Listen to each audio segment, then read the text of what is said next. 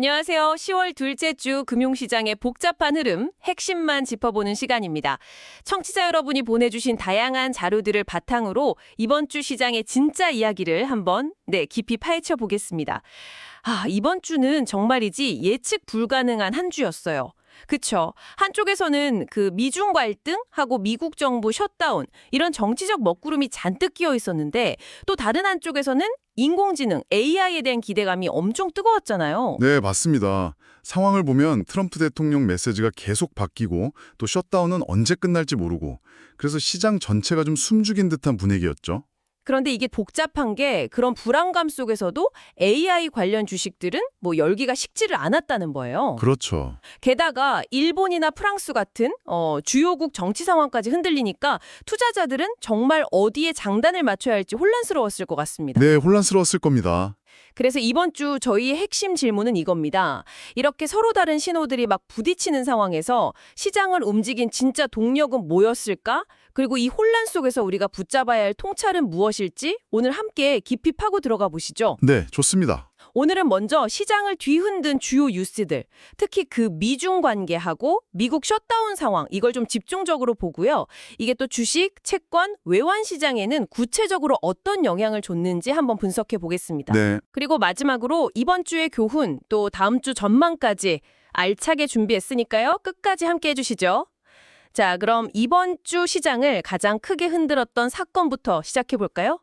역시 미중 무역 갈등 이야기를 안 할 수가 없네요. 정말 롤러코스터 같았어요.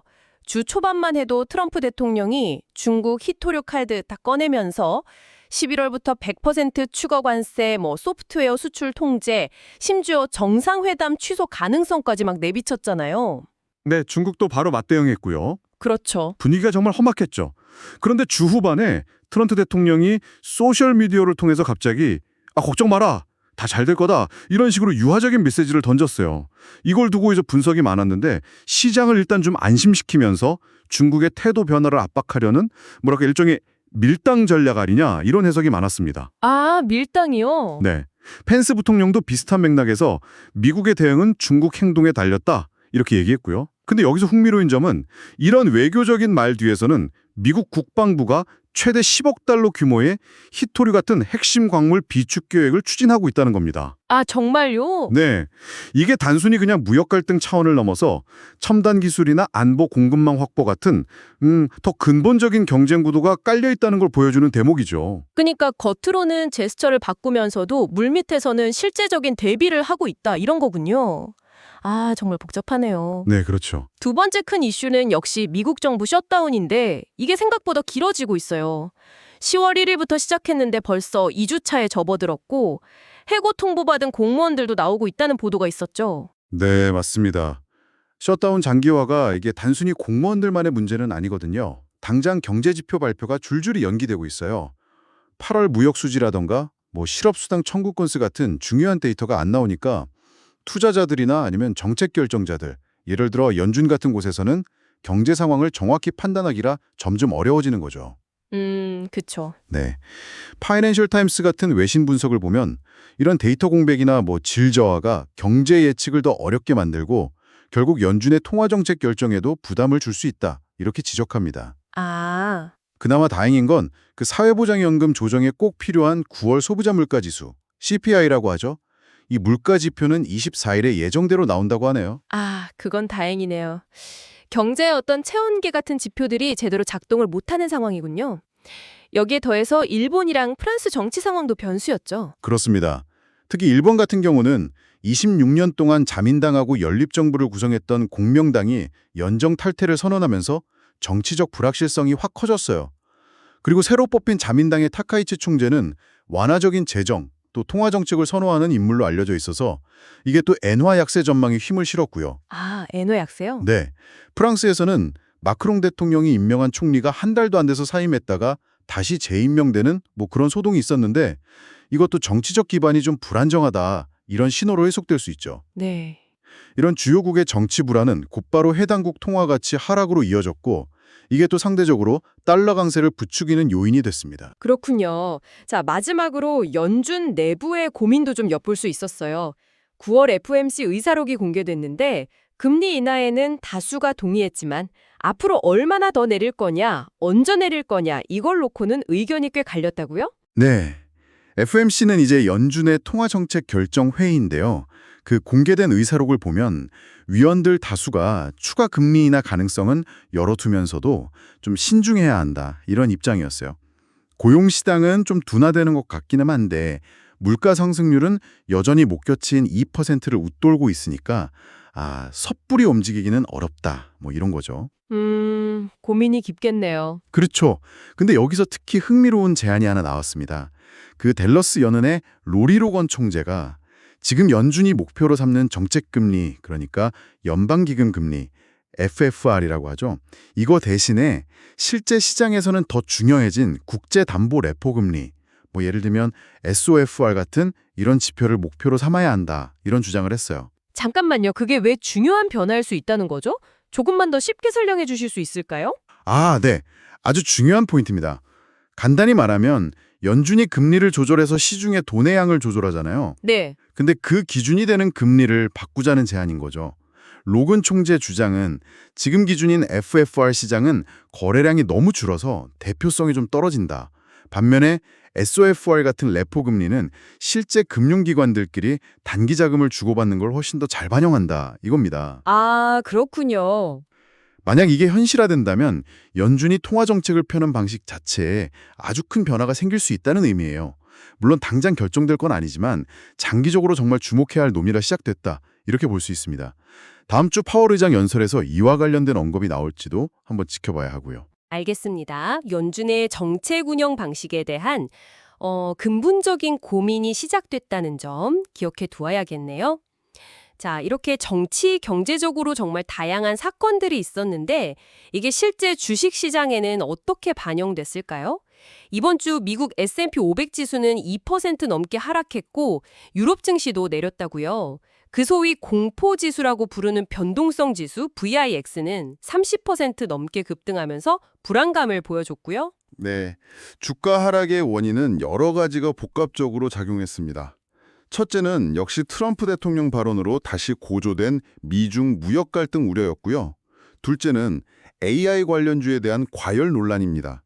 대표적으로 오라클 주가가 실적 발표 후에 좀 급락했는데 이게 왜 그랬냐면 AI 데이터 센터 구축하고 유지하는데 생각보다 비용이 많이 들어서 이익률이 기대에 못 미쳤다 이런 분석이 나왔어요. 비용 문제군요. 네, 이게 시장 전체에 AI라고 다 좋은 건 아니네 하는 그런 경고음을 울린 거죠. 시티그룹이나 골드만삭스 같은 투자은행들도 최근 기술주 중심의 상승세가 너무 과열된 것 같다 이런 경고를 내놨고요. 네. 셋째는 길어지는 미국 셧다운 불안감. 넷째는 유럽 쪽인데 프랑스 정치 불안에 더해서 EU가 철강 관세를 올릴 거라는 계획 같은 이런 악재들이 있었습니다. 그런데 부정적인 소식만 있었던 건 아니죠. AMD는 오픈 AI의 칩을 대규모로 공급한다? 이런 소식에 주가가 사상 최고치를 찍기도 했고요. 맞아요. 그리고 글로벌 펀드 자금 흐름, 그 EPFR 데이터 보니까 북미 주식형 펀드로는 145억 달러가 유입되면서 자금 유입세는 계속됐다고요. 좀 혼란스러운데요. 세븐이라고 불리는 대형 기술주들 있잖아요. 이 기업들의 이익 성장세가 앞으로 좀 둔화될 수 있다. 이런 분석도 내놓고 있습니다.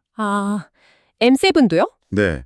그러니까 시장 참여자들 사이에서도 의견이 좀 엇갈리고 불안감과 기대감이 공존하는 그런 양상입니다.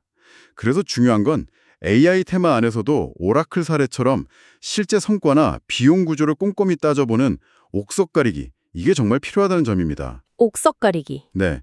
다음 주부터 본격적으로 시작될 3분기 기업 실적 발표, 특히 대형 은행들하고 IT 기업들의 실적과 향후 전망이 시장 방향을 가늠하는 중요한 단서가 될 겁니다. 네, 알겠습니다. 주식시장은 불안과 기대가 교차하는 혼조세였다면 채권하고 외환시장은 좀 더 명확한 방향성을 보인 것 같아요. 안전자산 선호 심리가 강해지면서 미국 국채금리가 꽤 내려갔죠. 맞습니다. 미국 10년 만기 국채 금리는 주간 기준으로 한 9에서 11 베이시스 포인트, BP라고 하죠. 그러니까 0.09%P에서 0.11%P 정도 하락해서 4.03% 수준까지 내려왔습니다. 1BP는 0.01%P죠. 네, 맞습니다. 독일 국채 금리도 하락했고요. 이건 앞서 쭉 이야기했던 미중 갈등, 미국 셧다운, 유럽 정치 불안 같은 여러 불확실성 때문에 투자자들이 위험 자산, 예를 들면 주식 같은 걸 팔고 안전자산으로 여겨지는 국채를 사들였기 때문입니다. 네. 여기에 FOMC 의사록 공개 후에 연준의 추가 금리 인하에 대한 기대감도 일부 영향을 미쳤다고 볼 수 있고요. 그 EPF와의 데이터를 봐도 북미 채권형 펀드로는 24주 연속으로 자금이 꾸준히 들어오고 있습니다. 아, 채권 쪽으로는 계속 돈이 들어오네요. 외환 시장에서는 달러가 강세를 보였네요. 반대로 유로화나 엔화, 우리나라 원화 같은 다른 통화들은 약세를 보였고요. 그렇습니다. 달러의 가치를 보여주는 달러화 지수가 주간 1.3% 상승했습니다. 안전자산을 찾는 수요가 달러로 몰린 데다가 특히 일본 공명당의 연정 탈퇴나 프랑스 정치 혼란 같은 그런 요인들이 부각되면서 엔화하고 유로화가 상대적으로 더 약세를 보인 거죠. 네. 엔화는 달러 대비 2.5%나 하락해서 1달러에 151엔을 넘어섰고요. 원화 역시 역외시장, NDF 시장에서 1.4% 하락해서 1,420원대 후반까지 밀렸습니다. 아, 원화도 많이 내렸네요. 네, 파이낸셜 타임스 같은 외신 분석을 보면 미국의 상대적으로 높은 생산성이나 강력한 자본 유입, 그리고 다른 나라들의 정치 불안 이런 걸 이유로 달러 강세가 좀 더 이어질 수 있다 이런 전망도 나오고 있습니다. 그렇군요. 자, 정말 정신없이 돌아간 한 주였습니다. 이 모든 상황을 종합해 볼 때 이번 주 시장에서 우리가 투자자로서 배울 수 있는 교훈은 뭘까요? 핵심만 좀 짚어주시죠. 네, 이번 주 경험에서 한 3가지 정도 중요한 점을 생각해 볼 수 있겠습니다. 첫째는 정치적 변수는 언제나 시장에 예고 없는 파도와 같다는 겁니다. 예고 없는 파도. 네, 미중 갈등처럼 갑자기 격화되거나 셧다운처럼 장기화되거나 아니면 일본이나 프랑스처럼 예상치 못한 정치 이벤트가 터지는 건 늘 일어날 수 있거든요. 그래서 특정 이슈에 너무 이렇게 기뻐하거나 슬퍼하기보다는 다양한 상황에 대비할 수 있도록 위험을 분산하는 포트폴리오의 중요성, 이걸 다시 한번 느끼게 해준 한 주였습니다. 마치 항해할 때 항상 폭풍 후 가능성을 염두에 두는 것처럼요. 네, 분산 투자의 중요성. 둘째는 뜨거운 테마일수록 냉철한 시각이 필요하다는 점입니다. AI 열풍, 정말 거세지만 이번 오라클 사례가 우리에게 중요한 질문을 던지잖아요.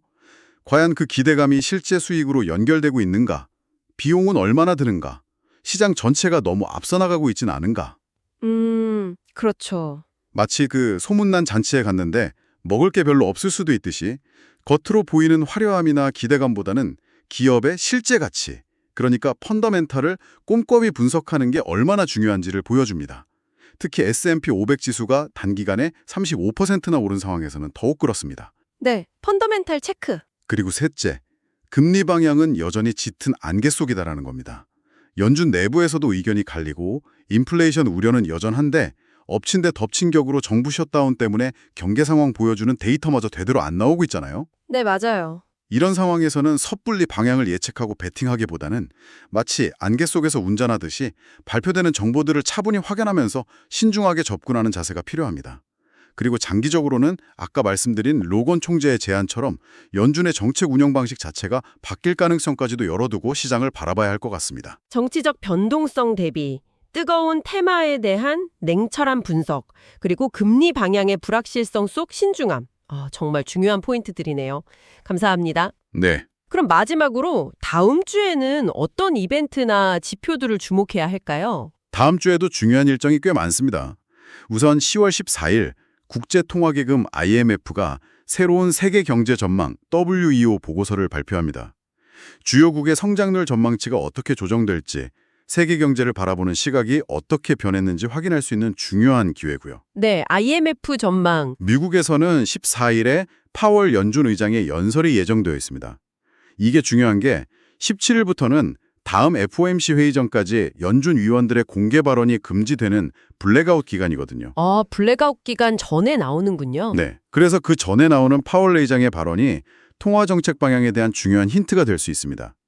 15일에는 연준의 경기 동향 보고서인 베이지북도 공개되고요. 네. 그리고 미국의 3분기 기업 실적 발표 시즌이 본격적으로 시작됩니다. 14일 JP모건, 골드만삭스를 시작으로 은행주 실적이 발표되는데 특히 대형 IT 기업들 실적이 시장의 높은 기대치를 충족시킬 수 있을지 이게 최대 관심사입니다. 네, 실적 시전 중요하죠. 중국에서는 13일에 9월 무역수지, 15일에는 소비자 물가와 생산자 물가가 나옵니다. 중국 경제의 회복 강도를 엿볼 수 있는 지표들이죠. 이외에도 영국의 8월 경제 성장률 16일이라든지 미국 정부 셧다운 협상 진행 상황, 그리고 일본과 프랑스의 정치 상황 변화 같은 것들을 계속 주시해야 합니다. 그리고 워싱턴에서 열리는 IMF, WB 연차총회하고 G7, G20 재무장관 회의에서 나오는 메시지들도 주목할 필요가 있습니다. 네, 다음 주에도 정말 챙겨봐야 할 것들이 많군요. 오늘 내용을 요약하자면 이번 주는 미중 갈등과 미국 셧다운이라는 정치적 불확실성 속에서 AI 테마에 대한 기대와 우려가 충돌했고 여기에 또 해외 정치 변수까지 더해지면서 시장의 변동성이 커진 한 주였다. 이렇게 정리할 수 있겠습니다. 네, 맞습니다. 마지막으로 청취자분들께 생각해 볼 만한 질문을 하나 던져드리고 싶습니다. 이번 주 파이낸셜 타임즈는 달러 강세 요인을 분석했지만 월스트리트 저널 같은 다른 매체에서는 미국의 재정 부채 문제를 꾸준히 지적하고 있거든요. 셧다운이나 무역 갈등 같은 정치적 이벤트가 계속 반복되는 것이 장기적으로 봤을 때 미국 경제의 펀더멘털이나 달러의 위상에 어떤 영향을 미칠 수 있을까요? 의미 있는 질문이네요. 네. 또한 AI 열풍 속에서 닷컴 버블의 그림자를 떠올리는 그런 경고들이 나오고 있는데 우리는 과거의 경험을 현재 투자 결정에 어떻게 현명하게 적용할 수 있을지 고민해보는 것도 의미 있을 것 같습니다. 네, 정말 깊이 생각해볼 만한 질문들입니다.